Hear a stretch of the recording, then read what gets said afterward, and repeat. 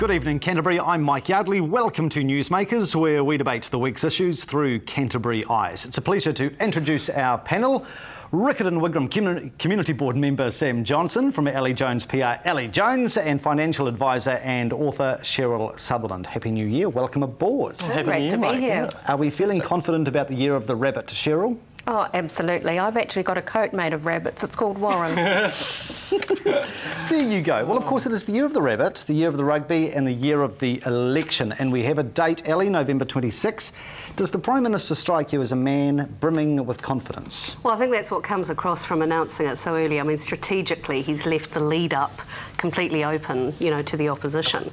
But I think what it's done, it's a really shrewd move on his part. We've got the Rugby World Cup, obviously, and he's already made comment about that this is to, you know, let people know where we're going, that he's not going to be detracting from the Rugby World Cup by holding back the date or making announcements. And I also think from an organisational perspective too, the election takes a huge amount of organising.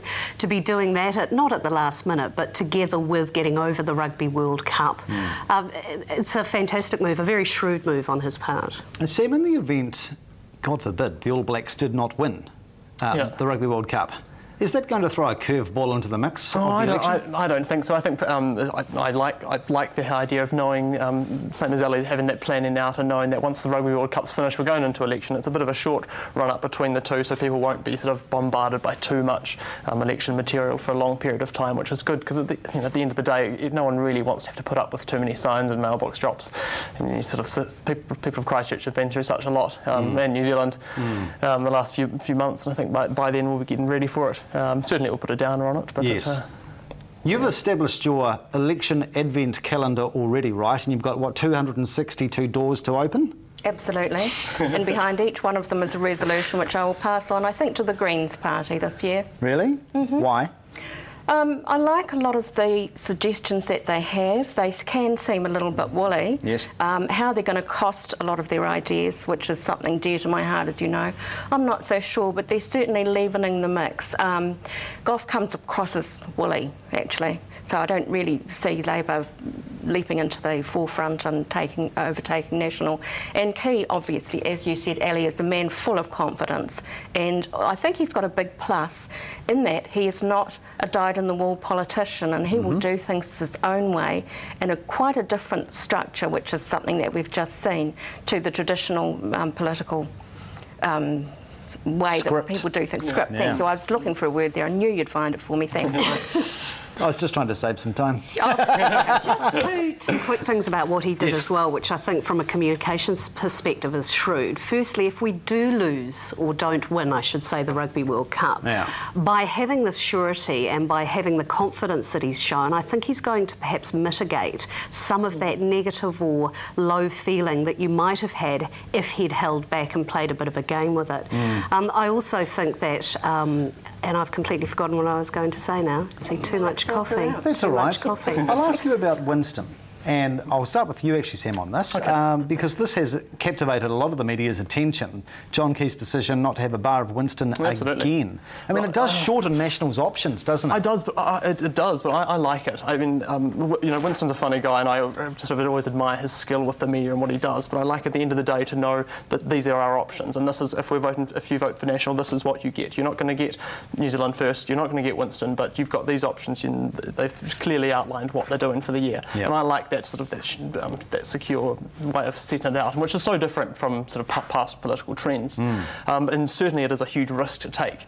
But at the end of the day, with the MMP system, which I'm a supporter of, I think that's we need to not let the balance of power hang within a minority party. And of course, we do have the first of those referenda this election as well, don't we? Absolutely. What about the Winston factor? Yeah, well, I was just going to say quickly too, the other thing that I think was shrewd about his announcement, was Key's announcement. He sometimes can come across as perhaps a little overconfident, not arrogant, but just bordering on it.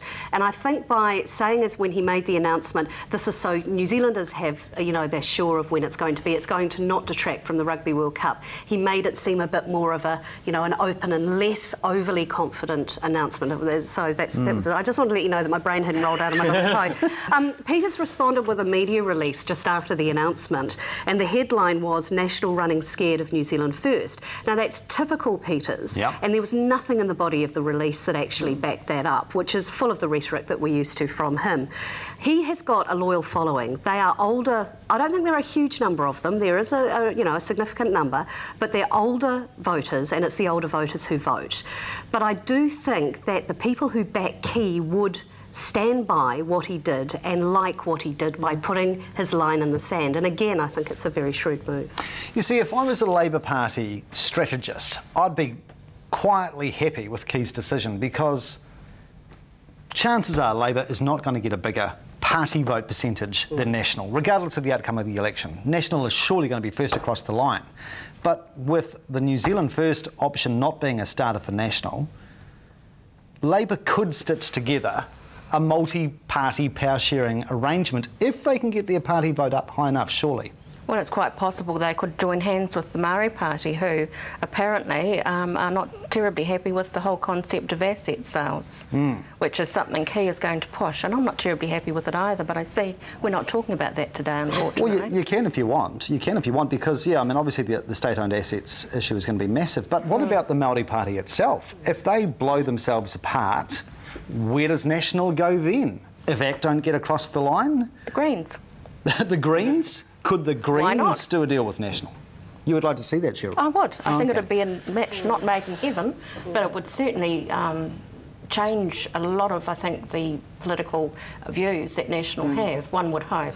I think the interesting thing about possibly joining with the Greens too is I'm aware of your political affiliations, Sheryl, and not Sam. She so wears much. them with pride. She does. But I think, I like a lot of New Zealanders, perhaps I'm centre-right in my leanings as far as politics go, but I also have an increasing social conscience. Exactly. And I think there are a lot of centre-right, right-leaning people politically who are in the same sort of position. So I think by getting together with the Greens and finding a way that they can both work together, you're actually going to broaden your appeal, the base of your appeal. I think there's a lot of potential in that as well. If it's going to take a lot, it'll water down a lot of those really sort of hard, fast, the problems with ECAN in the environment. That'll help find a bit of a middle ground. Whether it will ever happen, though, is another thing. And that's the one thing with the National Party coming out so strongly and saying, well, this is what we're doing. Yeah. And whether they actually will follow through on that readiness to walk away if it doesn't go their way. Well, remember that old saying, politics makes strange bedfellows. Yeah, it certainly has over the recent years in New Zealand as well. Helen Clark, Winston Peters, who would have ever picked that? My goodness. By the way, just in closing on this topic, do you think the election result at this point in early February is a foregone conclusion, or are we in for an intriguing year? I think it's pretty much a foregone conclusion. I think National will get in. Okay. Yep. Sam? I do, but I'm looking forward to the battle that's ahead. And some of the things like asset sales have got a lot more work to do to prove to sell to me that that's actually a good thing to do, other than just say mum and dad investors. But whether it's good or not, I'm looking forward to finding out and getting the substantive content in it. Is there any surprise factor this year? Well, I think the key is going to be that National finds, as we've already discussed, a partner, and whether it is in the Māori Party or whether it is in the Greens, I think voters need to know that as well. So I think there's going to be a lot of work and strategising behind the scenes in the lead-up, and this gives him time. It gives his own people some idea of the time frame too, because at this stage I wouldn't say it's a foregone conclusion, but I think they need to start shoring up some partners. Who knows, Ellie? One of your favourite people who is threatening to return from political retirement could be a future power sharer with John Key, Sue Bradford. I love Sue. I've missed Sue a lot. She's the only person I've interviewed that afterwards I've felt like slapping. We will take a break. We are with Sam Johnson, Sheryl Sutherland and Ellie Jones. Plenty to come. Do stay with us.